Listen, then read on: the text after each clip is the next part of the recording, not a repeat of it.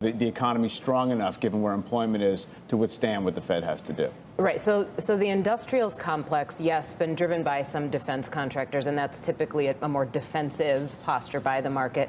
But when you look at heavy machinery companies, when you look at things like Caterpillar, Deere, companies that are dependent on materials and dependent on the manufacturing side of the economy, that's what I would want to be watching into fall to see how that activity is going, see how productivity is, and see what capacity utilization looks like if it's affecting those names. Now, if recession probability and fear goes up, you're likely to see industrials and other cyclicals really get hit. So far, they've held in there pretty well. So that's still, the market is not sure that we're headed for something catastrophic. Yeah, in a way that financials and consumer cyclicals have not really outperformed. So it's kind of a mixed message, as you say there, Liz. Thank you. And you will be joining us continuing for the hour. Let's get to Jeremy Siegel. He is professor of finance at the University of Pennsylvania's Wharton School of Business. Professor Siegel, great to have you here. You know, is there an older maxim on Wall Street than don't fight the Fed? Is it time to fight the Fed? And what would that even mean, given that even if they're talking tough, they may not have too much more to do? Well, I think you hit it there. I mean, let's not take Chairman Powell's words as gospel, because here's a man who, as we all know, a year ago stood at the same podium and said inflation was not a problem. Here's a man who, in congressional testimony, told us, we don't think money matters. Our studies have shown money doesn't matter. Then it proceeded to explode the money supply at the greatest rate in our history. Here's a man a year ago who said, we're not even thinking about raising interest rates. And most troubling was in response to the last four FOMC meetings, in the Q&A period, he was asked, is the policy going to cause a recession? He said, no, we're just going to reduce the number of job openings, to bring them into balance with the demand. Now, what has happened in the last 3 or 4 weeks? Actually, in the last month, and this is an interesting fact, 90% of the price indices that have been released have been below market expectations. So he suddenly acts as if things gotten a lot worse. Well, what is he looking at? Did he tell us? What is his guidelines now for bringing inflation down? Is he looking at sensitive commodity prices? Is he looking on the ground prices? I just found it a very unsatisfactory description, almost like, yeah, we messed up, we're way too loose, and now we're going to be Mr. Tough Guy. Okay, but where is the hard evidence? Well, but in fairness, Jeremy, he has always said that there was a risk that a soft landing was not going to be the outcome. He used the term soft-ish, so that was never a promise. They've been acting as if they have a sole mandate, which is to get inflation down. They also, for months, have been saying it would require a few months of persuasive evidence of declining inflation. We haven't had a few months of declining headline or core inflation yet. So I guess the point is, maybe all he wanted to do on Friday was to make sure the market didn't get out ahead of that in a way that loosened financial conditions enough that their job becomes more difficult afterward. Yeah, you're absolutely right. He never promised it, and we can debate about whether it's possible or not, but he did use the word there's going to be, pain for the consumer, for the worker, like now we're really going to raise unemployment. Never made those terms before. Listen, the inflation is eating away at American savings. It's eating away at the real wages. And now, because of the mistakes that the Fed made, in my opinion, bad mistakes, we're not going to cause you some more unemployment. I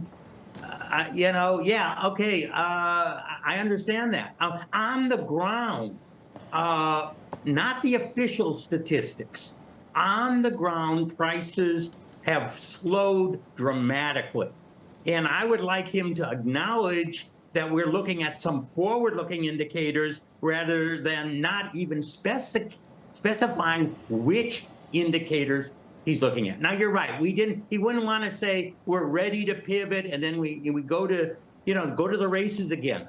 But Mike, I looked at the money supply because that told us how much inflation we're going to get.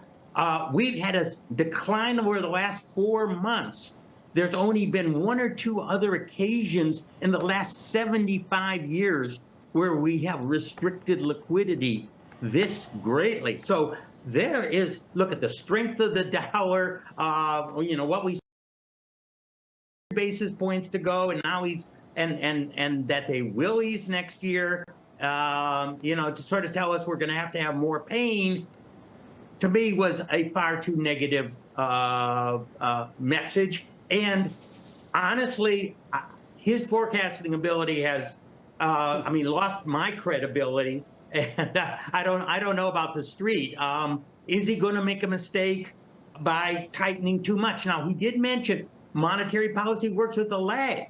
If he waits for the official statistics to really start coming down to 2%, he will over-tighten. And he'll make the same mistake on the downside as he made on being too slow on restricting liquidity in 2021 and early 2022. Yeah. So, that is basically what my concerns are. So, Professor Siegel, and you just spoke to what my question was going to be, but let's be more specific. If I paraphrase what you said in the beginning of the segment, the Fed is pretty bad at really projecting what it might do and what it might have to do, let's say 12 months out. So we can argue that the statement on Friday was overly hawkish for what you might expect to actually come down the pike. If there's a lag in policy, we expect that there's a lag in policy of about 6 to 12 months before it bakes into the real economy. What do you see for the rest of the year as necessary as far as hikes go? And should there be a pause maybe earlier than the market is expecting to wait for that lag to catch up?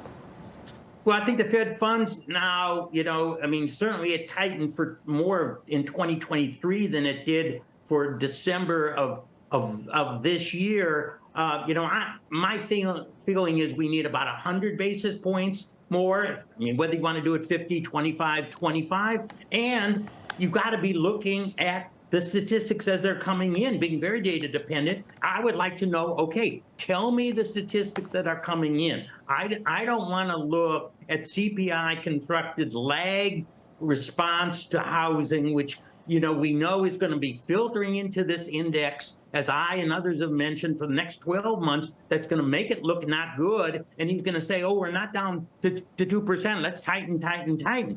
I'm saying that he should give us the criteria of market-based, on-the-ground prices that would cause him to think that he is near the peak. I think the market will tell him, and I don't think it's going to be as high as the market fears it has to be. We fight yesterday's battles, don't we, Jeremy? So everybody's so aware that we've all become students of the 70s and Stop and Go and Arthur Burns, and that's everybody's thinking about it so much. That's Murphy's Law, that it won't be that way this time. And, they were transitory way too long. Now they're probably going to, err on the other side now that they've, learned their lesson. So you probably end up being right about that. But let me just ask you one thing. That what really happened in the 70s in terms of, I don't know whether it was, the money supply or how we got into that mess. Obviously, that was the Middle East, and a lot of things happened. But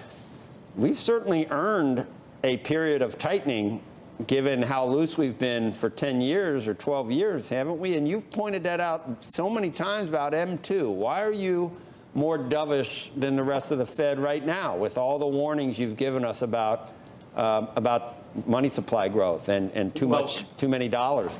Yeah, well, precisely because M2 has been shut down, less than 1% growth on the year. As I said, a 4-month decline that is almost unprecedented. Okay. So we are getting that tightening. By the way, what happened in the 70s is when OPEC started raising and the economy was contracting.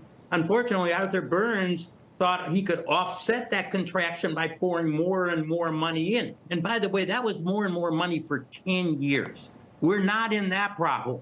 We had too much money for 18 to 24 months. So thank goodness we're not in that problem. We had 10 years with a buildup of inflationary expectations far in excess today. Don't forget, the surveys actually on inflation have been coming down. Last Friday's survey came down. University of Michigan break-even points on tips and nominals have not been out of control, thank goodness. So we are not in that condition. We do not have to tighten the way we did then when we had prolonged money growth and out of control inflationary expectations. You got class today? No, not yet. I'm emeritus, Joe. Emeritus professor. So It starts associated with today, the doesn't it? university, but no more classes. Does it start today? Yeah. Penn? Yeah. Okay, it does, this but week you it don't have it. begins. Probably got a lot more people coming this year since it's free. No, I'm kidding. That was just that was not. That's bad. No, it's not free.